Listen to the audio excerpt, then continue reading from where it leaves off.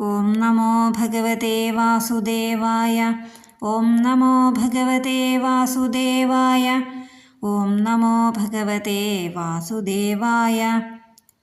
പീതാംബരം കരവിരാജിതശംഖചക്രകൗമോദഗീ സരസിജം കരുണാസമുദ്രം രാധാസഹായമതിസുന്ദരമന്ദഹാസം വാതാലയേശമനിശം ഹൃദി ഭാവയാമി. ശ്രീഗുരുവായൂരപ്പാ ശരണം.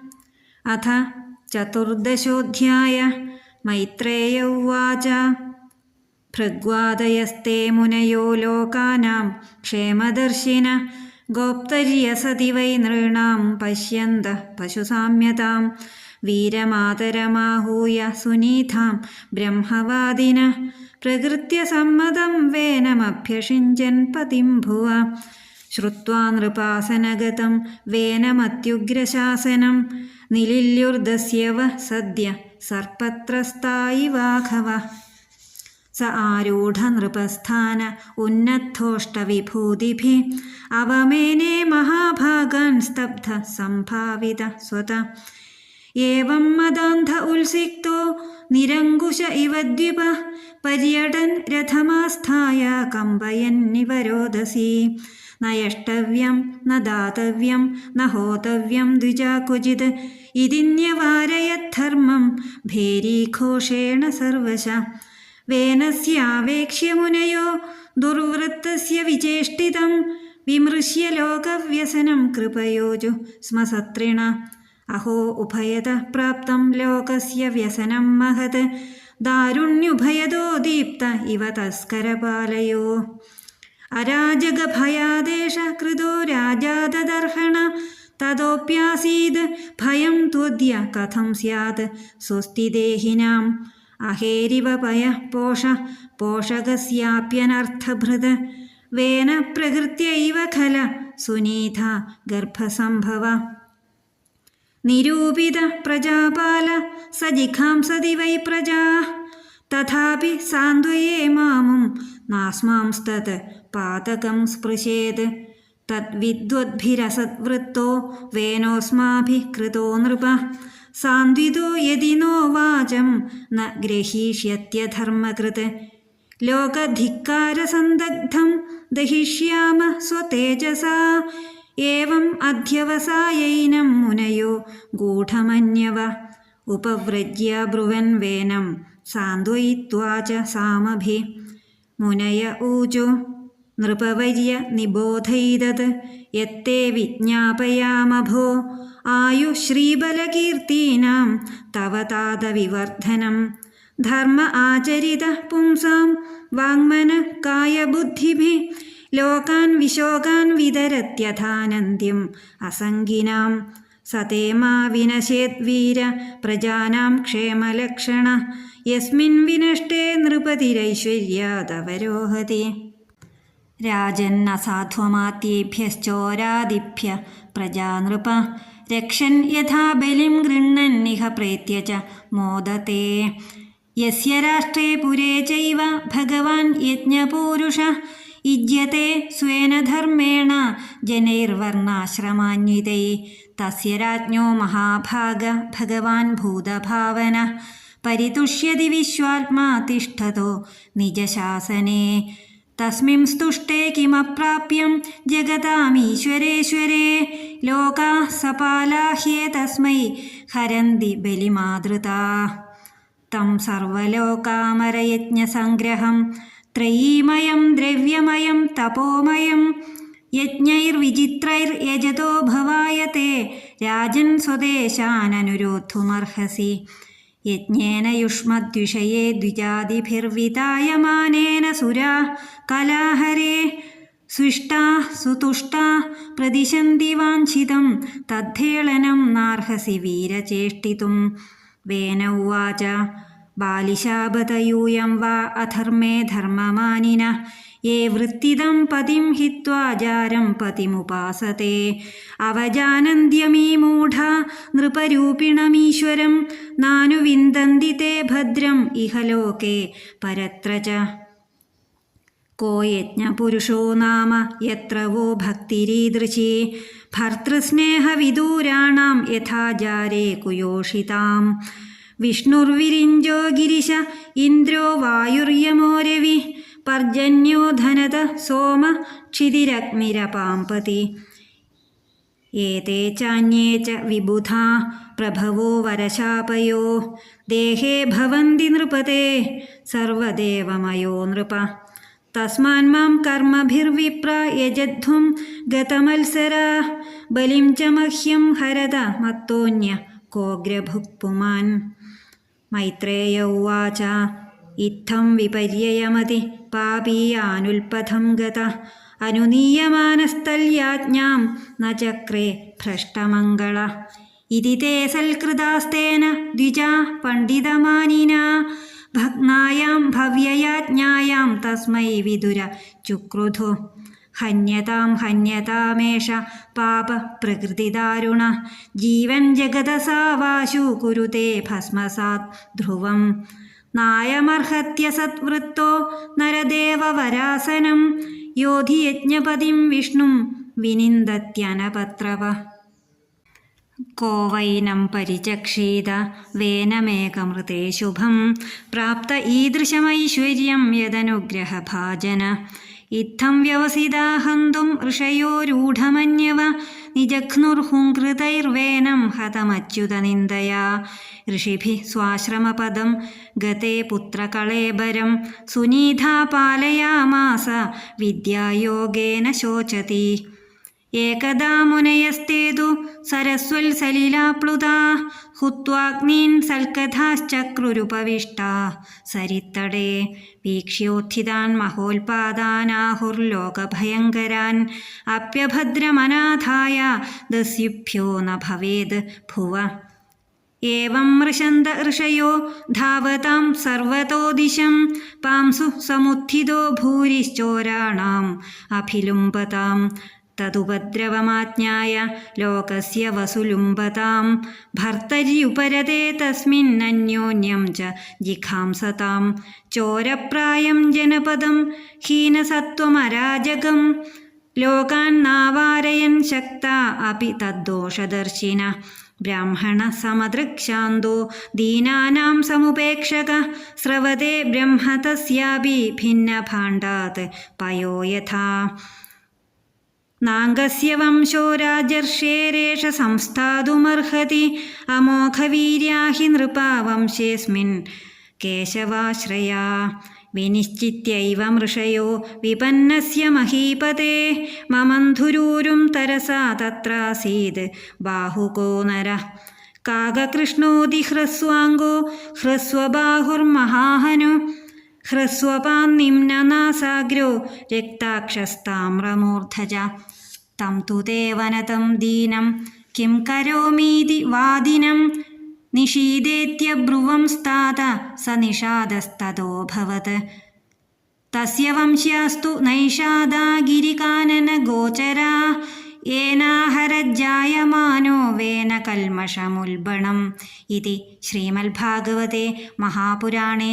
പാരമഹംസ്യാം സംഹിതായാം ചതുർത്ഥസ്കന്ധേ പൃഥുചരിതേ നിഷാദോൽപത്തിർനാമ ചതുർദശോധ്യായ സർവത്ര ഗോവിന്ദനാമ സങ്കീർത്തനം ഗോവിന്ദ ഗോവിന്ദ. ഗുരുർബ്രഹ്മാ ഗുരുർവിഷ്ണുർ ഗുരുർദേവോ മഹേശ്വര ഗുരു സാക്ഷാൽ പരം ബ്രഹ്മ തസ്മൈ ശ്രീ ഗുരവേ നമഃ. ഏകദന്തം മഹാകായം തപ്തകാഞ്ചനസന്നിഭം ലംബോദരം വിശാലാക്ഷം വന്ദേഹം ഗണനായകം. സരസ്വതീ നമസ്തുഭ്യം വരദേ കാമരൂപിണി വിദ്യാരംഭം കരിഷ്യാമി സിദ്ധിർഭവതു മേ സദാ. കൃഷ്ണോ രക്ഷതു മാം ചരാചരഗുരു കൃഷ്ണം നമസ്യേ സദാ. കൃഷ്ണേനൈവ സുരക്ഷിതോഹമസകൃത് കൃഷ്ണായ ദത്തം മന. കൃഷ്ണാദേവ സമുദ്ഭവോ മമ വിഭോ കൃഷ്ണസ്യ ദാസോസ്മ്യഹം.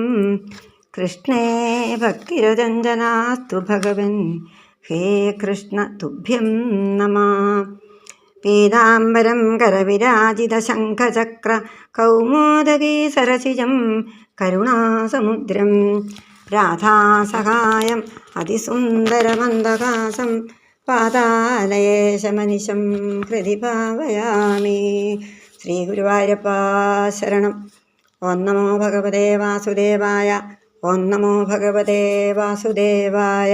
ഓം നമോ ഭഗവതേ വാസുദേവായ. എല്ലാവർക്കും നമസ്കാരം.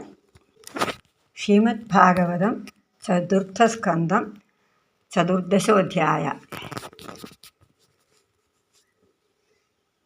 13-ാം അധ്യായത്തിൽ സ്വന്തം പുത്രനായ വേനൻ്റെ ദുഷ്പ്രവൃത്തി കാരണം ഗൃഹസ്ഥാശ്രമത്തിൽ വിരക്തി വന്ന രാജാവ് ഒരു ദിവസം രാത്രിയിൽ ഉറക്കം വരാതെ എഴുന്നേറ്റ് പരിചാരകന്മാരാരും അറിയാത്ത വിധത്തിൽ സർവസമൃദ്ധികളുമുള്ള രാജധാനിയും വേനമാതാവിനെയും ഉപേക്ഷിച്ചു പോയി. രാജാവ് രാജ്യം വിട്ടുപോയതറിഞ്ഞിട്ട് ആചാര്യന്മാർ, മന്ത്രിമാർ, സുഹൃത്തുക്കൾ മുതലായ പ്രജകൾ അതീവ ദുഃഖിതരായി. അവർ രാജാവിനെ കണ്ടുപിടിക്കാനായി ഭൂമിയിൽ പലയിടത്തും അന്വേഷിച്ചു. പക്ഷേ കണ്ടുകിട്ടാതെ അവർ രാജ്യത്തു തന്നെ മടങ്ങി വന്നു. രാജ്യരക്ഷ ചെയ്യേണ്ടത് എങ്ങനെ എന്നുള്ള ചിന്തയോടുകൂടി സംഘം ചേർന്നിരിക്കുന്ന മഹർഷിമാരുടെ സമീപത്തിൽ ചെന്ന് കണ്ണീരോടുകൂടി നമസ്കരിച്ച ശേഷം രാജാവിനെ കണ്ടുകിട്ടിയില്ല എന്ന വിവരം അറിയിച്ചു. ഇനി 14-ാം അധ്യായത്തിൽ വേനൻ്റെ അധർമ്മ്യമായ രാജ്യപരിപാലനത്തെ വർണ്ണിക്കുന്നു. മൈത്രേയ ഉവാച ഭൃഗ്വാദയസ്തേ മുനയോ ലോകാനാം ക്ഷേമദർശിന ഗോപ്തര്യ സതി വൈ നൃണാം പശ്യന്ത പശുസാമ്യതാം വീരമാതരമാഹൂയ സുനീതാം ബ്രഹ്മവാദിന പ്രകൃത്യ സമ്മതം വേന മഭ്യഷിഞ്ചൻ പതിം ഭുവ.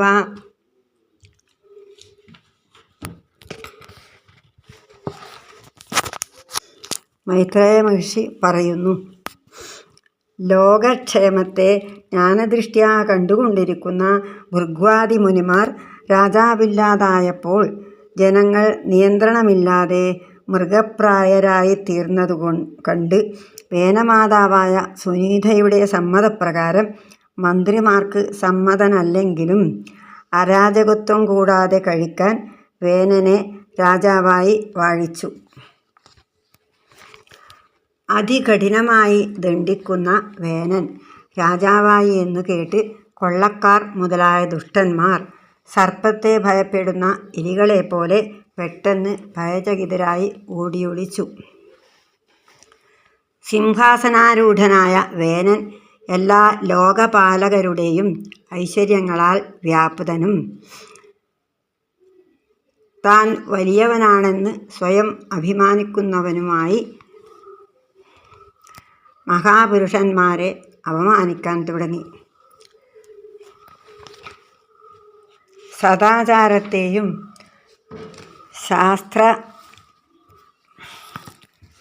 ശാസ്ത്രനിശ്ചയത്തെയും അതിക്രമിക്കുന്ന അവൻ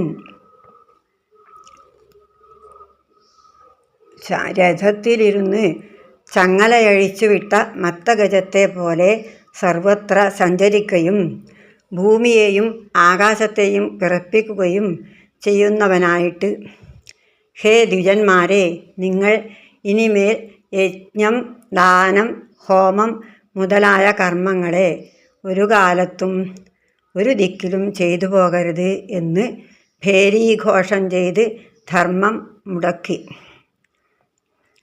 ദുർവൃത്തനായ വേനൻ സദാചാരം മുടക്കിയതിനാൽ സജ്ജനങ്ങൾ ക്ലേശിച്ചിരിക്കുന്നതറിഞ്ഞ മുനിമാർ സംഘം ചേർന്ന് കരുണയോടെ ഈ വിധം പറഞ്ഞു. രണ്ടു ഭാഗത്തും തീപിടിച്ച മരത്തിൽപ്പെട്ട ഉറുമ്പുപോലെ ജനങ്ങൾ കള്ളന്മാരിൽ നിന്നും രാജാവിൽ നിന്നും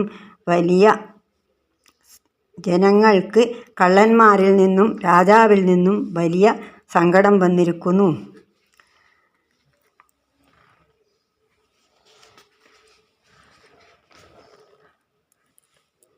രാജാവില്ലാതെ വരുമ്പോൾ ചോരാതിപീഡയുണ്ടാകുമെന്നുള്ള ഭയത്താൽ രാജാവാകാൻ ആണെന്നറിഞ്ഞിരുന്നിട്ടും ഇവനെ രാജാവാക്കി. ഇപ്പോൾ രാജാവിൽ നിന്നും ജനങ്ങൾക്ക് ഭയം വന്നിരിക്കുന്നു. സജ്ജനങ്ങൾക്ക് എങ്ങനെ ക്ഷേമം ഉണ്ടാകുമെന്ന് ആലോചിക്കേണ്ടിയിരിക്കുന്നു. പാമ്പിന് പാൽ കൊടുത്തു വളർത്തിയാൽ വളർത്തിയവനു തന്നെ അനർത്ഥം നേരുന്നതുപോലെ നമ്മൾക്കു തന്നെ അനർത്ഥം നേരിട്ടുവല്ലോ. സുനീതാപുത്രനായ വേനൻ പ്രകൃത്യാ തന്നെ ഏറ്റവും നീചനായിരിക്കുന്നു. അവൻ സന്മാർഗം തെറ്റി നടക്കുന്നുവെങ്കിലും നമ്മൾ അവനെ യുക്തിവചനങ്ങൾ കൊണ്ട് നല്ല മാർഗത്തിൽ നടത്തിക്കണം. എന്നാൽ അവൻ്റെ പാപാചാരത്തിൻ്റെ ഫലം നമ്മളെ ബാധിക്കാതിരിക്കും. അതിനാൽ അവനോട് സതുപദേശം ചെയ്യേണ്ടത് ആവശ്യമായിരിക്കുന്നു. അധർമ്മതൽപരനായ അവൻ നമ്മളുടെ അനുനയവാക്യത്തെ സ്വീകരിക്കാത്ത പക്ഷം ലോകത്തെ ധിക്കരിച്ചതായ പാപത്താൽ തന്നെ മൃതപ്രായനായിരിക്കുന്ന അവനെ നമ്മുടെ കോപാഗ്നിയാൽ ദഹിപ്പിച്ചു കളയാം. ഇപ്രകാരം നിശ്ചയിച്ച മുനിമാർ പുറമേ കോപത്തെ പ്രകാശിപ്പിക്കാതെ വേനൻ്റെ സമീപത്തു ചെന്ന് സമവാക്കുകൾ കൊണ്ട് സമാധാനിപ്പിക്കുവാനായി ഇങ്ങനെ പറഞ്ഞു. മുനയ ഊജു നൃപവര്യനിബോധൈതദ്ധ്യേ വിജ്ഞാപയാമഭോ ആയുശ്രീബലകീർത്തീനാം തവ താതവിവർദ്ധനം ധർമ്മ ആചരിത പുംസാം വാങ്മനക്കായ ബുദ്ധിഭി ലോകാൻ വിശോകാൻ വിരത്യഥാനന്ദ്യമസംഗിനാം. മുനിമാർ പറയാൻ തുടങ്ങി. ഹേ രാജശ്രേഷ്ഠ, അങ്ങയുടെ ആയുസ്സിനും ഐശ്വര്യത്തിനും യശസ്സിനും അഭിവൃദ്ധികരമായിരിക്കുന്ന യാതൊരു സംഗതിയെ അങ്ങയെ ധരിപ്പിക്കുവാൻ ഞങ്ങൾ ഭാവിക്കുന്നുവോ അതിനെ മനസ്സിരുത്തി കേൾക്കണം. 8 ശ്ലോകം കൊണ്ട് മുനിമാർ രാജാവിനോട് സതുപദേശം ചെയ്യുന്നു. ഒന്നാമതായിട്ട് സാധാരണ ധർമ്മത്തെ പറയുന്നു. ഹേ രാജൻ, ജനങ്ങളുടെ വാക്ക്, മനസ്സ്, ശരീരം, ബുദ്ധി എന്നിവയാൽ ആചരിക്കുന്ന ധർമ്മം അവരുടെ ശരീരനാശത്തിനു ശേഷം ദുഃഖലേശമില്ലാത്തതായ സ്വർഗാദി ലോകങ്ങളെ നൽകുന്നു. സ്വർഗാദി ഭോഗങ്ങളിൽ കാംക്ഷ കൂടാതെ ഈശ്വരാർപ്പണ ബുദ്ധ്യാ ധർമ്മം ചെയ്യുന്നവർക്ക് സായുജ്യത്തെയും കൊടുക്കുന്നു. അല്ലയോ ശൂരനായ രാജാവേ, പ്രജകളെ ക്ഷേമത്തോടുകൂടെ സംരക്ഷിക്കുന്നതായ അങ്ങയുടെ ആ ധർമ്മം നശിക്കാതെ നോക്കണം. അതിൻ്റെ നാശത്തിൽ രാജാവ് ഐശ്വര്യഭ്രഷ്ടനാകും. ഇത് അങ്ങയ്ക്ക് മാത്രമല്ല എല്ലാ രാജാക്കന്മാർക്കും സമാനമാണെന്ന് ധരിച്ചുകൊള്ളുക. ഹേ രാജൻ, കൈക്കൂലി വാങ്ങുക, കളവു പറയുക മുതലായ ദോഷപ്രവൃത്തികളുള്ള മന്ത്രിമാരിൽ നിന്നും കള്ളന്മാർ മുതലായവരിൽ നിന്നും പ്രജകളെ രക്ഷിച്ചും ശാസ്ത്രവിധി പ്രകാരം കരം പിരിച്ചും ഭരിക്കുന്ന രാജാവ് ഈ ലോകത്തിലും പരലോകത്തിലും സന്തുഷ്ടനായിരിക്കും.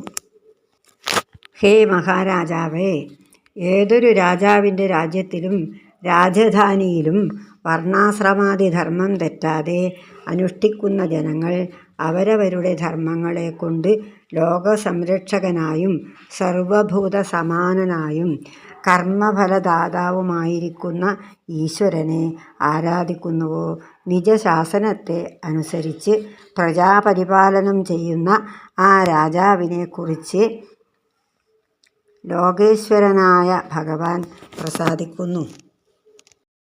ജഗത്തുക്കളുടെ സർവേശ്വരനായ ഭഗവാൻ സന്തോഷിച്ചാൽ പിന്നെ എന്താണ് ലഭ്യമല്ലാതുള്ളത്? ലോകങ്ങളും ലോകപാലന്മാരുമെല്ലാം ആദരവോടെ അദ്ദേഹത്തിന് ബലിയർപ്പിക്കുന്നു. ഹേ രാജൻ, തപസ്സുകൊണ്ട് മാത്രമേ ഈശ്വര സന്ദർശനം സിദ്ധിക്കുകയുള്ളൂ. ബഹുവിധങ്ങളായ യാഗാദികൾ കൊണ്ട് അങ്ങയുടെ ദേശവാസികളായ ജനങ്ങൾ ആ ഭഗവാനെ ആരാധിക്കുന്നതിനാൽ അങ്ങയുടെ ഐശ്വര്യം അഭിവൃദ്ധിയെ പ്രാപിക്കും. അതിനാൽ ദേശവാസികളെ ഈശ്വരാരാധനയിൽ സഹായിക്കേണ്ടത് അങ്ങയുടെ ധർമ്മമാകുന്നു. അങ്ങയുടെ രാജ്യത്തിൽ ബ്രാഹ്മണർ ചെയ്യുന്ന യജ്ഞത്താൽ യഥാവിധി ആരാധിക്കപ്പെടുന്ന ഭഗവാന്റെ അംശഭൂതരായ ദേവന്മാർ സന്തോഷിച്ച് സർവാഭീഷ്ടങ്ങളും നൽകും. വീര, ദേവന്മാരെ അങ്ങനെ അങ്ങ് അനാദരിക്കുന്നത് ശരിയല്ല. വേന ഉവാച ബാലിശാപതയൂയം വൈ അധർമ്മേ ധർമ്മമാനിന യേ വൃത്തിദം പതിം ഹിത്വാ യാരം പതിമുപാസതേ അവജാനന്തി മേ മൂഢ നൃപരൂപിണമീശ്വരം നാനുവിന്ദന്തി തേ ഭദ്ര മിഹ ലോകേ പരത്രജ. വേനൻ പറഞ്ഞു, അധർമ്മത്തെ ധർമ്മമെന്നു തെറ്റിദ്ധരിക്കുന്ന നിങ്ങൾ മൂഢന്മാരാണ്. നിങ്ങൾ പരിപാലകനും നാഥനുമായ എന്നെ വിട്ട് ജാരനെ ഉപാസിക്കുന്ന കുലടകളെ പോലെ എന്നെ ഭജിക്കാതെ വിഷ്ണുവിനെ ഭജിക്കുന്നതുകൊണ്ട് മൂഢന്മാർ തന്നെ. യാതൊരുത്തർ സർവദാ സംരക്ഷിക്കുന്ന രാജാസ്വരൂപത്തിലിരിക്കുന്ന ഈശ്വരനെ സേവിക്കാതെ അന്യദേവനെ ഉപാസിക്കുന്നുവോ അവർക്ക് ഈ ലോകത്തിലും പരലോകത്തിലും ക്ഷേമമുണ്ടാവുകയില്ല. ഭർത്തൃസ്നേഹമില്ലാത്ത കുലടകൾക്ക് ജാരനിൽ എന്ന പോലെ നിങ്ങൾക്ക് കൂടുതൽ സ്നേഹമുള്ള ആ യജ്ഞപുരുഷൻ ആരാണ്? വിഷ്ണു, ബ്രഹ്മാവ്, പരമശിവൻ, ഇന്ദ്രൻ, വായു, യമൻ, സൂര്യൻ, മേഘാഭിമാനി ദേവനായ പർജന്യൻ, കുബേരൻ, സോമൻ, ഭൂമി, അഗ്നി, വരുണൻ എന്നീ ദേവന്മാരും അനുഗ്രഹിക്കാനും ശപിക്കാനും പ്രഭുക്കളായിരിക്കുന്ന മറ്റന്യദേവന്മാരും രാജാവിൻ്റെ ശരീരത്തിലുള്ളതുകൊണ്ട് രാജാവ് സർവദേവ സ്വരൂപനാകുന്നു. സകല രാജാക്കന്മാരും സർവദേവ സ്വരൂപന്മാരായിരിക്കുന്നതുകൊണ്ട് ഹേ വിപ്രന്മാരെ, നിങ്ങളുടെ രാജാവായിരിക്കുന്ന എന്നെ പൂജിക്കുന്നതിൽ നിങ്ങൾക്കുള്ള മത്സരബുദ്ധിയെ ഉപേക്ഷിക്കുക. എനിക്കായിക്കൊണ്ട് ബലി നൽകുക. എന്നേക്കാൾ കൂടുതൽ ആരാധ്യനായി മറ്റാരാണ് ഉള്ളത്? മൈത്രേയ മഹർഷി പറയുകയാണ്, ഏറ്റവും പാപപ്രവൃത്തികൾ ചെയ്യുന്നവനും വിപരീത ബുദ്ധിയുള്ളവനും സദാചാരം തെറ്റി നടക്കുന്നവനും മംഗളപ്രവൃത്തികൾ ഇല്ലാതായിരിക്കുന്നവനുമായ വേനൻ ഋഷികളാൽ ഉപദേശിക്കപ്പെട്ടു എങ്കിലും അവരുടെ ഉപദേശത്തെ മാനിച്ചില്ല. ഹേ വിദുര, തന്നെത്താൻ പണ്ഡിതനെന്നഭിമാനിക്കുന്ന വേനൻ ഇപ്രകാരം മുനിമാരെ അവമാനിച്ചു. വേനൻ്റെ ഐശ്വര്യാഭിവൃദ്ധിക്ക് കാരണമായ അവരുടെ പ്രാർത്ഥനയെ ധിക്കരിച്ചപ്പോൾ അവർ അവൻ്റെ നേരെ കോപിച്ചു. മുനിമാർ അന്യോന്യം പറയുന്നു, ജന്മനാ ക്രൂരനും പാപിയുമായ ഇവനെ ഹനിക്കുവിൻ. ഇവൻ ജീവിച്ചിരുന്നാൽ ലോകം മുഴുവൻ ഭസ്മമാക്കും, സംശയമില്ല. ഇവൻ സർവയജ്ഞ ഫലദാതാവായ ഭഗവാനെ ലജ്ജ കൂടാതെ നിന്ദിക്കുന്നു. ദുർവൃത്തനായ ഈ വേനൻ രാജാവിൻ്റെ ഉത്കൃഷ്ടമായ ആസനത്തിൽ വസിക്കാൻ യോഗ്യനല്ല. ഏതൊരു ഭഗവാന്റെ അനുഗ്രഹം കൊണ്ട് ഇപ്രകാരമുള്ള ഐശ്വര്യം സിദ്ധിച്ചുവോ ആ ഭഗവാനെ പാപസ്വരൂപനായ വേനൻ ഒരുവനല്ലാതെ മറ്റാരെങ്കിലും ഈ വിധം നിന്ദിക്കുമോ? ഇപ്രകാരം കൊല്ലുവാൻ നിശ്ചയിച്ച ഋഷികൾ കോപത്തെ പ്രകാശിപ്പിച്ചുകൊണ്ട് ഹൂംകാര ശബ്ദങ്ങളാൽ വേനനെ നശിപ്പിച്ചു. ഭഗവൽ നിന്നുകൊണ്ടുള്ള പാപത്താൽ ഹതപ്രായനായ അവനെ ഹനിച്ചതിൽ അവർക്ക് യാതൊരു ദോഷവുമില്ല. ശാപാഗ്നിയിൽ വേനനെ സംഹരിച്ച ഋഷികൾ അവരുടെ ആശ്രമത്തിലേക്ക് പോയി. പുത്രനാശം ചിന്തിച്ച് ദുഃഖിക്കുന്ന മാതാവായ സുനീത ഈശ്വരേച്ഛയെ അനുസരിച്ച് മന്ത്രപൂർവകമായ ഔഷധപ്രയോഗം മുതലായ ചില ഉപായങ്ങളാൽ പുത്രൻ്റെ ശരീരത്തെ സംരക്ഷിച്ചുകൊണ്ടിരുന്നു. ഒരു ദിവസം വേനനെ സംഹരിച്ച ഭൃഗു മുതലായ മുനിമാർ സരസ്വതീ നദിയിൽ സ്നാനം ചെയ്ത് ആ നദീതീരത്തു തന്നെ അഗ്നിഹോത്രാദി കർമ്മങ്ങളെ അനുഷ്ഠിച്ച ശേഷം അവിടെ ഈശ്വര കഥകളെ കീർത്തിച്ചു കൊണ്ടിരുന്നു. ലോകത്തിൽ മഹാദോഷങ്ങൾ സംഭവിക്കുമെന്ന ലക്ഷണങ്ങൾ കണ്ടപ്പോൾ രാജാവില്ലാത്തതുകൊണ്ട് അനാഥയായ ഭൂമിദേവിക്ക് കൊള്ളക്കാരിൽ നിന്നും മറ്റും സങ്കടം ഉണ്ടാകാതിരിക്കണമെന്ന് അവർ മനസാ ദൈവത്തെ പ്രാർത്ഥിച്ചു. ഋഷികൾ ഇങ്ങനെ ആലോചിച്ചു കൊണ്ടിരിക്കെ കള്ളന്മാർ സംഘം ചേർന്ന് കൊള്ളയടിക്കാനായി ഓടി നടക്കുന്നതിനാൽ അവരുടെ സഞ്ചാരത്തെ സൂചിപ്പിക്കുന്ന ധൂളി സർവ്വദിക്കിലും പൊങ്ങിപ്പരക്കുന്നതായി കണ്ടു. രാജ്യഭരണത്തിന് രാജാവില്ലാതായപ്പോൾ ധനാപഹരണം നടത്തുന്നവരും അന്യോന്യം കൊല്ലാൻ ആഗ്രഹിക്കുന്നവരുമായ ദുർജനങ്ങളെക്കൊണ്ട് ലോകത്തിന് വരുന്ന ദ്രോഹവും കള്ളന്മാർ നിറഞ്ഞതും ശക്തിശൂന്യവുമായ ജനസമൂഹത്തെയും കണ്ട് മുനിമാർ ശക്തരാണെങ്കിലും അതിൻ്റെ ദോഷം അറിയുന്നവരാണെങ്കിലും അവരെ തടഞ്ഞില്ല. സമദർശിയാണെങ്കിലും ശാന്തനാണെങ്കിലും ബ്രഹ്മജ്ഞാനിയാണെങ്കിലും ദുഃഖികളുടെ ദുഃഖനിവൃത്തി വരുത്തുന്നതിൽ ഉദാസീനനായിരുന്നാൽ ആ ബ്രാഹ്മണൻ്റെ ബ്രഹ്മതേജസ് ചെറിയ ദ്വാരങ്ങളുള്ള പാത്രത്തിൽ നിന്ന് ജലം ക്രമത്തിൽ ചോർന്നു പോകുന്ന പോലെ നശിക്കും. രാജർഷിയായ അംഗരാജാവിൻ്റെ ഈ വംശം തീരെ നശിച്ചു പോകുന്നത് ശ്രേയസ്കരമല്ല. ഈ വംശത്തിൽ ശ്രീനാരായണപാദാശ്രിതന്മാരായിരുന്ന പ്രിയവ്രതൻ, ഉത്താനപാദൻ, ധ്രുവൻ മുതലായ രാജർഷിമാർ ഉണ്ടായിട്ടുണ്ടല്ലോ. ഈശ്വരേച്ഛയെയും മേലിലുണ്ടാവാൻ പോകുന്ന കാര്യങ്ങളെയും ജ്ഞാനദൃഷ്ടി കൊണ്ട് അറിയാൻ കഴിയുന്ന ആ ഋഷിമാർ ഇങ്ങനെ തീരുമാനിച്ച് മാതാവായ സുനീതയാൽ സംരക്ഷിക്കപ്പെട്ട വേനൻ്റെ മൃതശരീരത്തിൽ അധോഭാഗത്തെ തുടയെ മഥനം ചെയ്തു. അപ്പോൾ അതിൽ നിന്ന് ആ രാജാവിൽ ആശ്രയിച്ചിരിക്കുന്ന പാപാംശം ചെറിയ ഒരു മനുഷ്യരൂപത്തിൽ കാണപ്പെട്ടു.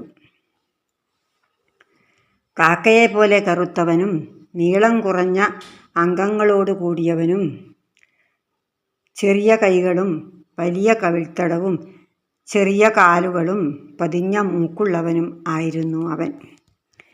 വേനൻ്റെ ദോഷാംശത്തിൽ ജനിച്ച ആ വികൃത സ്വരൂപൻ ആ മഹർഷിമാരെ നമസ്കരിച്ചു.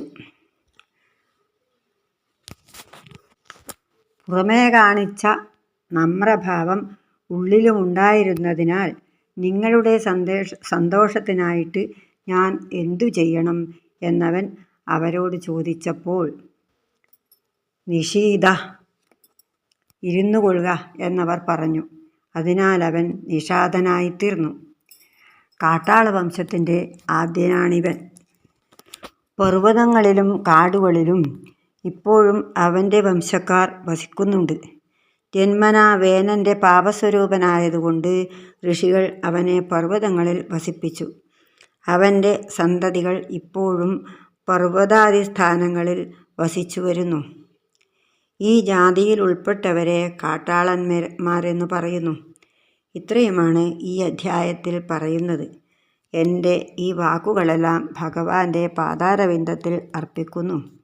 സർവത്ര ഗോവിന്ദനാമസങ്കീർത്തനം. ഗോവിന്ദ ഗോവിന്ദ. ശ്രീകൃഷ്ണായ നമോ നമഃ. ശ്രീഹരയേ നമഃ.